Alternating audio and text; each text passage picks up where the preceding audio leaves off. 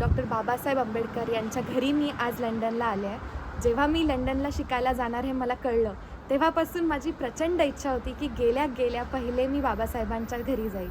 आज इथे आलेले असताना मला अतिशय आनंद होतो. बाबासाहेबांनी महिलांच्या विषयावरती, एज्युकेशन, इकॉनॉमिक्स, त्यानंतर अनटचेबिलिटी, जातीचे प्रश्न या सगळ्यांवरती प्रचंड लिखाण केलं होतं. त्यातले 22 खंड जे प्रकाशित झाले ते या ठिकाणी ठेवल्या गेलेले आहेत. ते सुद्धा आपल्याला इथे बघायला मिळतील. सोबतच अशी बरीचशी पत्रं आपण बघू शकतो की जे बाबासाहेबांच्या हस्ताक्षरात लिहिलेले आहेत आणि त्यांनी भारतामध्ये हे पत्र पाठवले होते.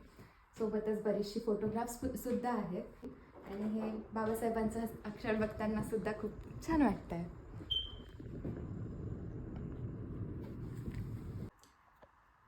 जेव्हा भारतातली एक मुलगी लंडनला यायचं स्वप्न बघू शकते आणि आज मी इथे आहे, याच्या मागे फक्त आणि फक्त बाबासाहेबांच्या लिखाणाचा, बाबासाहेबांच्या संघर्षाचा खूप मोठा वाटा आहे असं मला वाटतं.